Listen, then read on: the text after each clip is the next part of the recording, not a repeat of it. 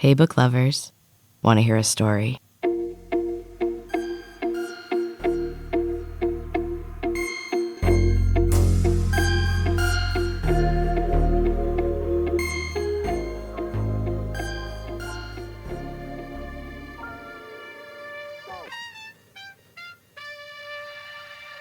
Welcome back to Storytime with Em. This is a bonus episode from Em's Books and Cats podcast, where I am sharing one of my older books, a chapter a week.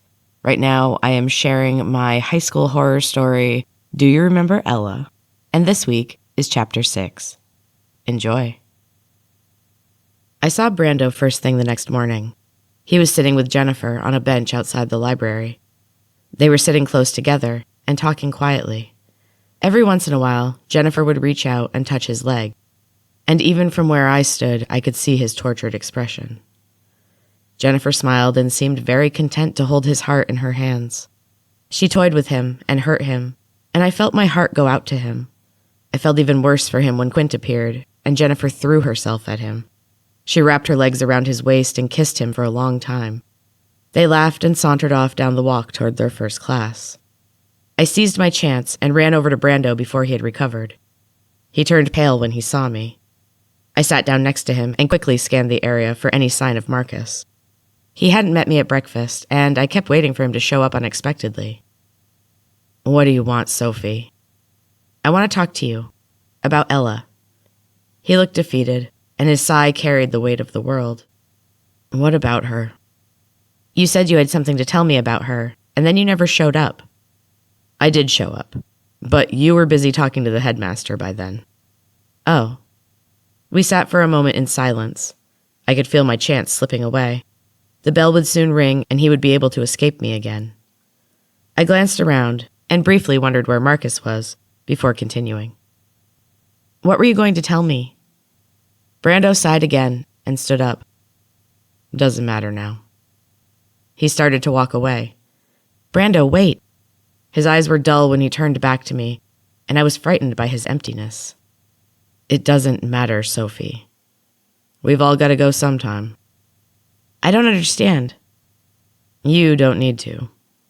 Sorry about Marcus, by the way." "What about Marcus? Where is he?" Brando looked surprised. "He's gone. They caught him prowling around one of the girls' dorms last night and sent him home." "That's not true." Brando shrugged.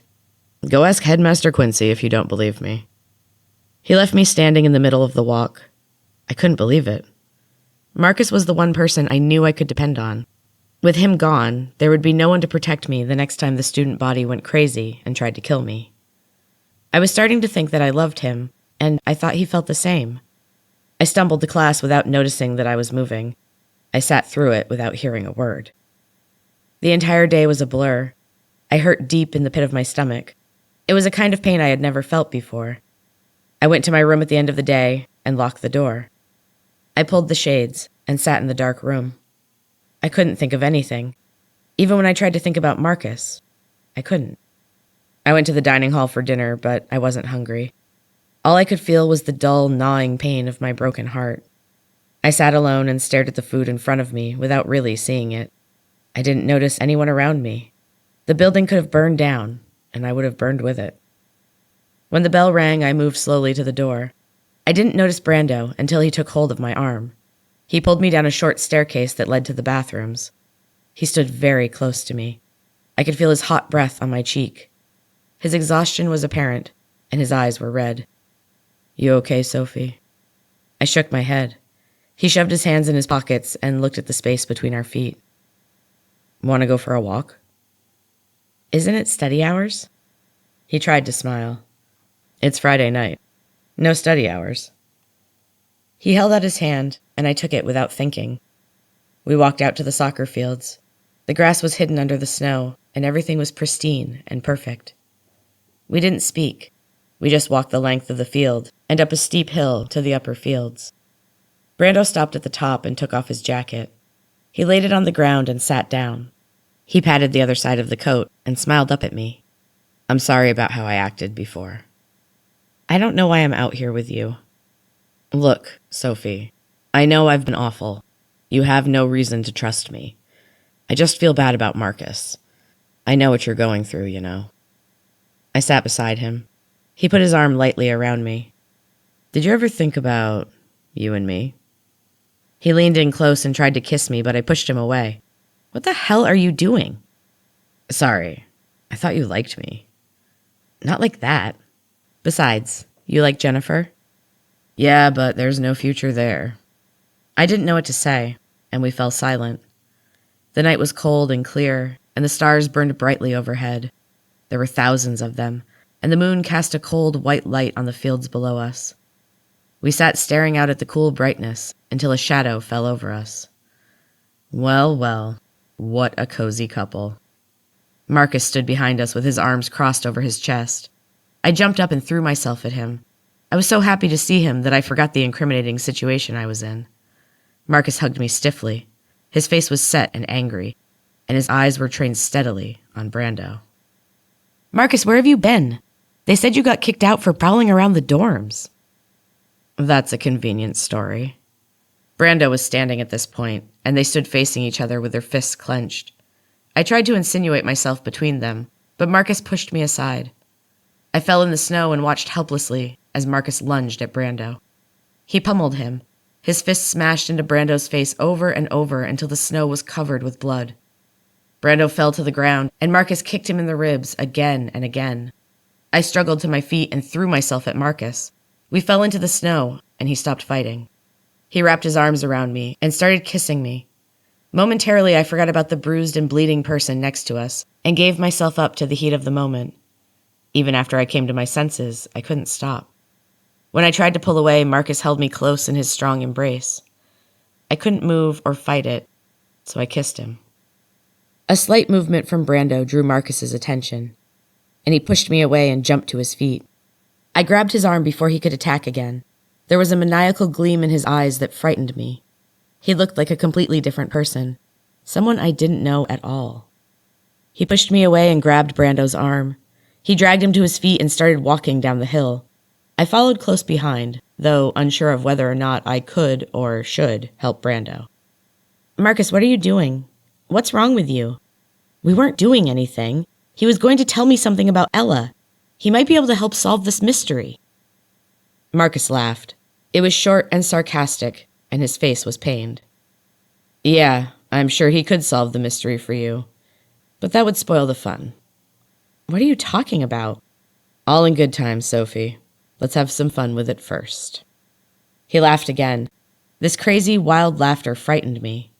He had gone over the edge, but I couldn't understand why. He pulled Brando along after him. His pace was so quick that I had to jog to keep up. Brando didn't say a word or even try to fight him. Blood dripped from his mouth, and he looked at me through swollen black and purple eyes. Marcus stopped when we reached the road that led back to campus. He let go of Brando's arm, and he collapsed to the ground. Marcus stood over him and looked at him with hatred and disgust. "Go back to campus, both of you. You can cuddle, and Brando can tell you all about Ella. I have to go." I grabbed Marcus's arm. "Wait, where are you going?" "It's okay, Sophie. I don't blame you for anything. You have no idea what you're involved in." "What am I involved in?" "You'll see soon enough." He walked up the road in the direction of the nature trails, and I started to follow. Brando called to me. He was doubled over in pain, and I ran to help him. I was more confused than ever, and a little afraid of Marcus in his new mood. At least now I knew where to find him. He had to be staying in the old farmhouse, and I knew I would go back, no matter how terrified I was of him now. I left Brando outside the apartment where the school nurse lived, and ran back up the road. I met Marcus not far from the trail. He was walking back toward campus with a grim scowl on his handsome face. "Sophie, what are you doing here? I told you to go back to the dorms." "Marcus, what is going on? No more games. I want to know the truth." He gave me an odd, sad look. "No, you really don't. Trust me. Soon you'll know everything, for better or worse, but it's not yet time." "Why are you acting so strange? Why did you disappear without telling me? I was worried about you." He smiled then and looked at me in a way that made my heart pound. I almost forgot the violence I had just witnessed, but the mad, wild look in his eyes stayed with me. It could not be easily forgotten. He reached out and took my hand, and his fingers traced the small bones. His touch was soft, and his face was sad. I wish we could have met under better circumstances, Sophie. I really did like you. I like you too, Marcus. Please tell me what's going on. I can't yet. Just promise me that you will stay away from Brando. He's not who you think he is. I've known Brando for 3 years. He's not a bad guy. He's a lot better than most of the guys here. Marcus's face was pained, and he grew angry very quickly. He squeezed my hand so hard that it hurt. I felt as if the bones would break, but when I tried to pull away, he wouldn't let me. He is not who you think he is, Sophie. Trust me. I know him better than you do. Stay away. He's dangerous. I wondered if Brando could possibly be more dangerous than Marcus. His face was just inches from mine, and his chest heaved with the rage inside of him. He released my hand and pushed past me. He kept walking toward campus, and I followed slowly behind. I didn't know what would happen if I made him any angrier, but I had to know where he was going. Even after what I had witnessed, I loved him. He held my heart, and I wanted to be near him no matter what. He was the only one who had defended me. He passed the main part of campus and continued down the road toward the Levine dorm. It had been roped off with bright yellow tape, but no one was staying there now. The majority of the destruction had been cleaned up, and I followed Marcus carefully over the tape. Our shoes crunched through the icy snow as we walked in the old footprints that had been left outside. I followed him into the dark dorm and up the stairs. He entered the room I had stayed in and sat down on the bed. I stood in the doorway uncertainly. The pale light coming through the window accented his chiseled features.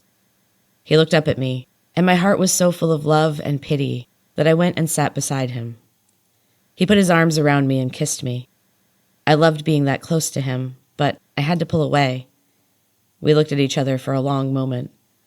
I wanted to make him smile, but I didn't know what to say. I had no idea what was going on. All I wanted was a simple life, and to have a relationship that didn't involve madness and violence. Why were you kicked out? I was in the girls' dorm after hours. Mrs. Piska caught me and called security. Quincy told me to be out by the morning. What were you doing there? Visiting someone. I felt instantly sick. My heart was racing and I didn't know what to do. I ran from the room and out into the cold night. The tears began to flow. They burned my eyes and froze on my cheeks. I ran as hard as I could. I didn't care where I was going. I just had to put as much distance as possible between Marcus and myself. I could hear him shouting and calling my name, but I didn't slow down. I ran until my feet ached and my heart felt like it would pound right out of my chest. The cold wind made my ears ache, and my knees felt like they might explode.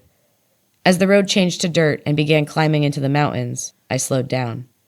I was near the trail to the farmhouse. I stopped and tried to catch my breath. Marcus had stopped calling my name a while ago. He had not followed me this far.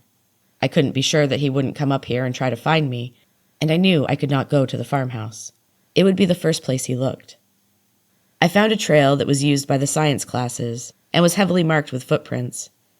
It led to a clearing near the top of one of the hills surrounding the campus. It dropped off on one side, and you could see for miles. It was beautiful during the daytime. At night, the slippery drop-off was terrifying, and I stayed back in the trees and hidden from the path. It was even colder up there, and the night was deepening around me. I wrapped my arms around myself and stamped my feet. Everything was quiet for a long time. I listened intently for any small sound, a rustle of pine boughs or the light scuff of a boot on the snow. The first time I heard him call my name, I almost screamed. He was in the forest, and he was looking for me. His voice was rough, and there was a strange mixture of worry and ferocity that kept me in my hiding place.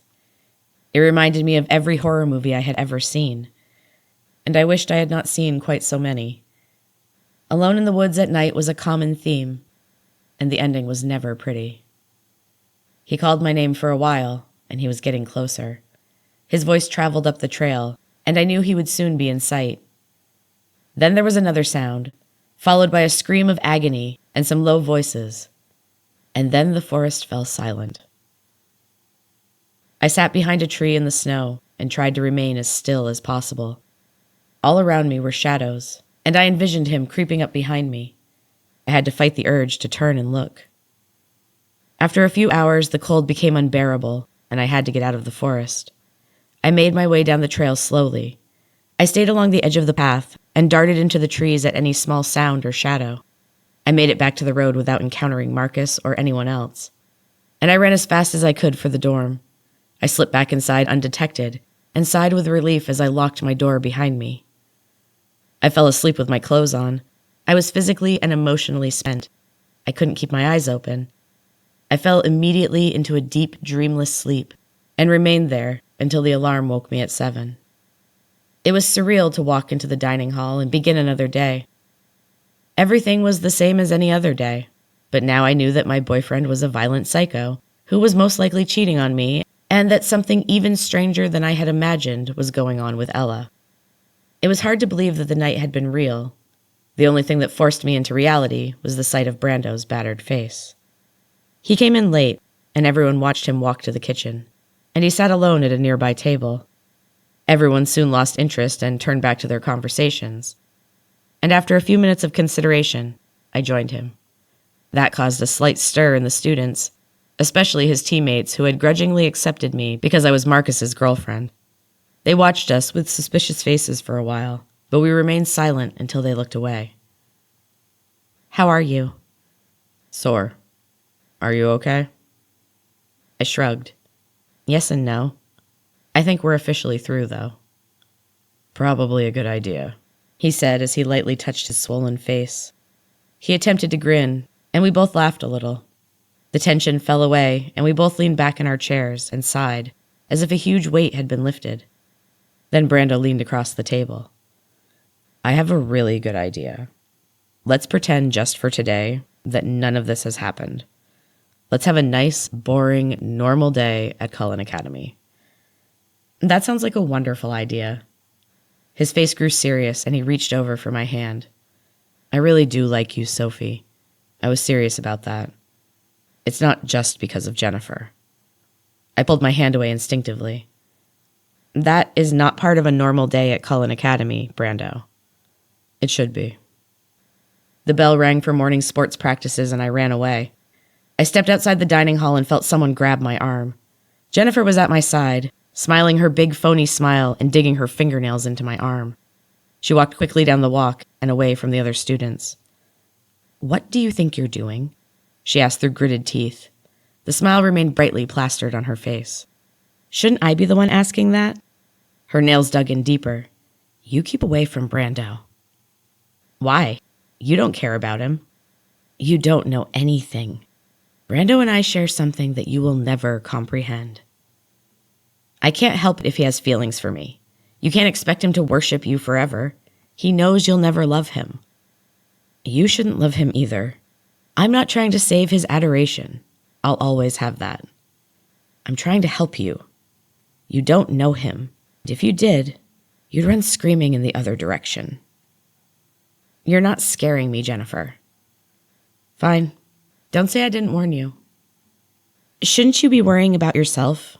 Or did you forget about that letter?" She turned pale and let go of my arm.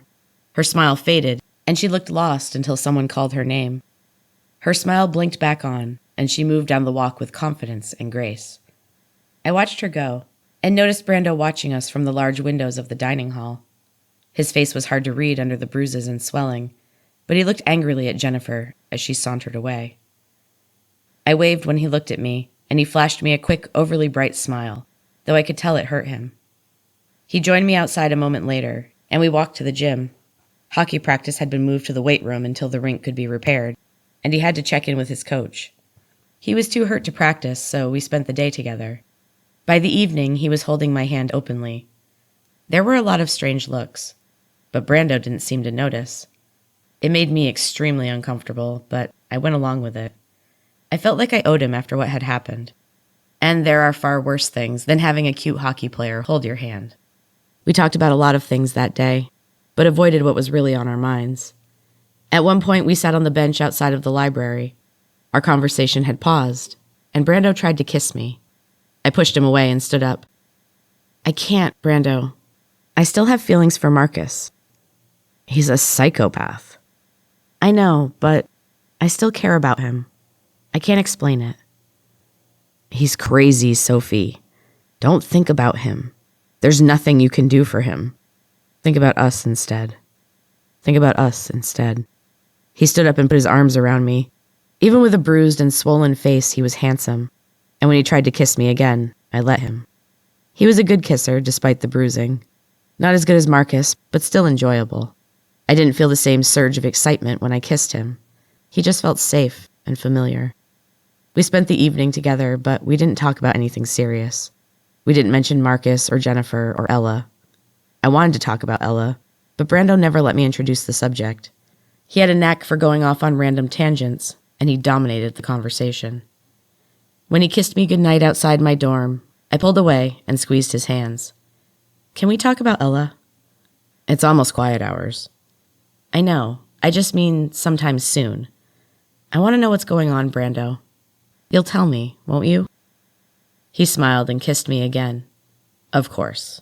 If you really want to know. I do. We said goodnight and he kissed me one last time.